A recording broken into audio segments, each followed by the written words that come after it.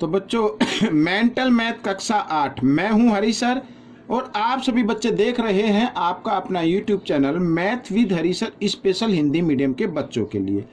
तो mental math के इस पार्ट में हम करने वाले हैं क्वेश्चन नंबर 13 से लेके 20 तक, 17 से लेके 20 तक, ठीक है ना। और चैप्टर 2।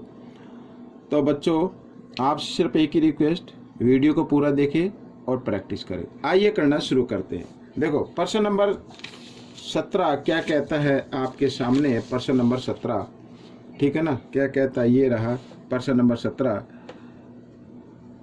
4 के 3 क्रमागत गुणजों का योग 108 है, तो सबसे बड़ी संख्या बतानी है। 4 के 3 क्रमागत गुणज बच्चों, ठीक है, इनका योग क्या है, 108 है, तो आपको सबसे बड़ी संख्या बतानी है, ठीक है। तो क्रमागत गुणज है, तो माना पहली संख्या, पहली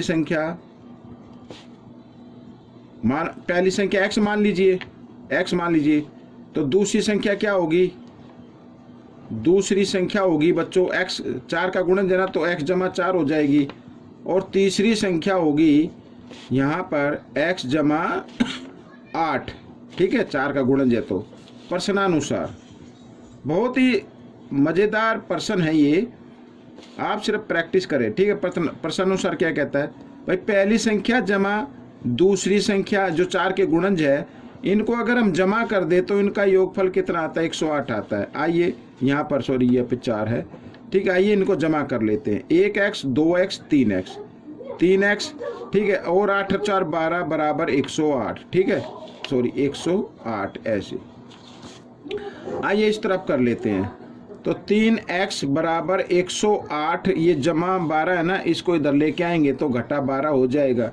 अब 12 इसमें से घटा दीजिए, ठीक है। 8 में से 2 गया, कितना आएगा 6, और 10 में से 1 गया 9, ठीक है। 3 इधर गुणा में, इधर आकर ये भाग में आ गया, 3 तिया 9 और 3 दूनी 6, ये 32 आ गई बच्चों। तो सबसे बड़ी संख्या बतानी है, सबसे बड़ी संख्या का मतलब यहाँ पर ये, तो x जमा 8 सबसे बड़ी संख्या, सबसे बड़ी संख्या होगी x जमा 8, यानी 32 जमा 8 बराबर कितना हो जाएगा, 40। ये आपका उत्तर आ जाएगा, ठीक है ना। अब लिखा है प्रश्न नंबर 18 में, प्रश्न नंबर 18 में कहता है 3 क्रमागत विषम प्राकृत संख्याओं में से, ठीक है, क्रमागत विषम प्राकृत संख्याएं, सबसे बड़ी संख्या बताओ जिसका योग 147 हो। 3 क्रमागत विषम प्राकृत संख्याएं, तो यहाँ पर बच्चों देखो एक तरीके से और कर सकते हैं। यहाँ पर माना पहली संख्या, ये लिख लेता हूँ, माना पहली संख्या, तो आप इस तरीके से कर सकते हैं। तो x जमा 1 लिख लीजिए, ये विषम हो जाएगी, इस तरीके से भी कर सकते हैं। दूसरी संख्या तो विषम है ना, x जमा कितना आएगा, 3 आएगा, और तीसरी संख्या यहाँ पर x जमा 5 आएगा। तो प्रश्नानुसार क्या कहता है, इनका योग, तो इसमें भी सबसे बड़ी संख्या बतानी है, ठीक है ना।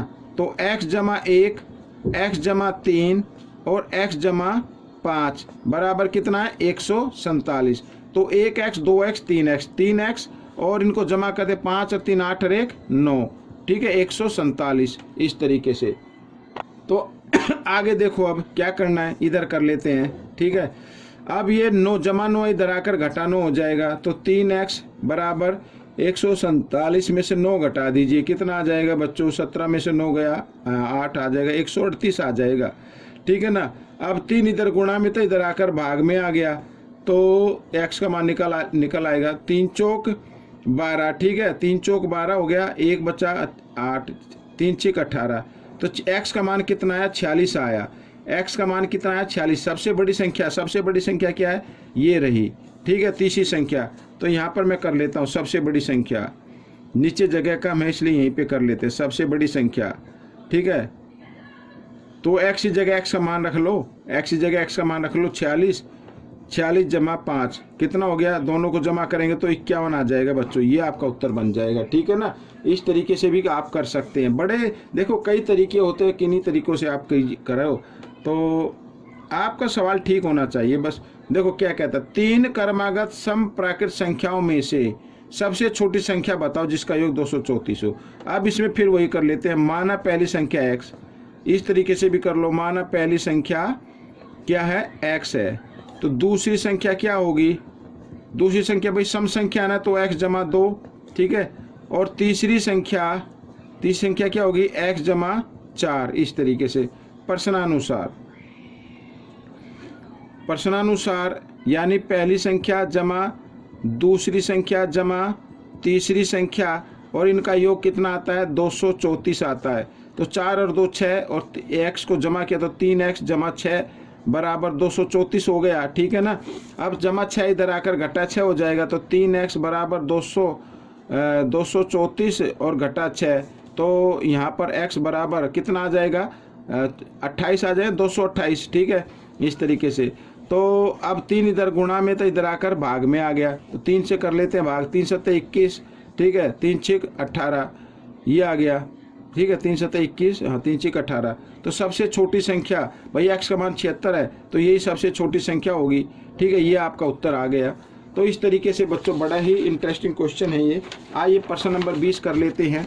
देखो यहाँ पर क्या कहता है, ये भी ऐसे ही है, 11 के 3 एकांतरिक गुणजों का योग 132 है, तो बीच के गुणज का मान बताना है। अब ये 11 के गुणज है, तो इसमें मान लो, माना पहली संख्या क्या होगी, माना पहली संख्या x मान लो, और दूसरी संख्या मान लेते हैं x जमा 11, 11 का गुणज है तो 11 जमा करते जाओ। तीसरी संख्या क्या होगी भाई 11 जमा, इसमें 11 दूनी 22, 22 इसमें, ठीक है, प्रश्नानुसार। बिल्कुल ही आसान है बच्चों, आपको सिर्फ प्रैक्टिस करनी है, जितनी ज़्यादा आप प्रैक्टिस करेंगे ना उतना ही ज़्यादा आप इसको कर पाएंगे। आगे करते हैं, 11 और जमा x जमा 22, और इनका योगफल कितना आ रहा है 132, ठीक है, 22 और 11 होते 33, और साथ ही 3x हो गया, x को जमा करेंगे तो यहाँ पर आ गया 33, और बराबर कितना आ गया 132, ठीक है, जमा 33 है, इसको इधर ले आएंगे तो घटा में हो जाएगा, 132 में से अगर आप 33 घटा देंगे तो कितना आएगा 99 आ जाएगा ना। तो आइए करते हैं, x बराबर 99, 3 इधर गुणा में तो इधर आकर भाग में आ गया, तो 3 से इसको हमने काट दिया, ठीक है, 3 3 9, 3 3 9, तो x बराबर कितना आ गया 33 आ गया। तो ये तो पहली संख्या आ गई, हमें बीच का गुणज बताना, बीच वाली संख्या ये रही, ठीक है। तो बीच वाली संख्या आप ज्ञात करेंगे, तो बच्चों लिखा है x जमा, ये रहा x जमा 11, यानी कि 33 जमा 11 बराबर कितना हो गया 44, तो ये आपका उत्तर बन गया बच्चों। तो इस तरीके से ये वीडियो कंप्लीट हो गई है बच्चों। आपको ये वीडियो कैसी लगी, छोटी सी वीडियो थी, चलो कोई बात नहीं, आगे फिर और थोड़ा सा 10 मिनट की बना देंगे, लेकिन आपको सिर्फ प्रैक्टिस करनी है, ज़्यादा से ज़्यादा प्रैक्टिस करनी है। जितनी ज़्यादा प्रैक्टिस करेंगे उतना आपके लिए भी अच्छा होगा, मेरे लिए भी अच्छा होगा, आपके टीचर के लिए भी अच्छा होगा, आपके पेरेंट्स के लिए भी अच्छा होगा, ठीक है। ज़्यादा से ज़्यादा प्रैक्टिस कीजिए, अच्छी रैंक लेके आए और अच्छे मार्क्स लेके आओ। मिलेंगे अगले भाग में, तब तक के लिए धन्यवाद।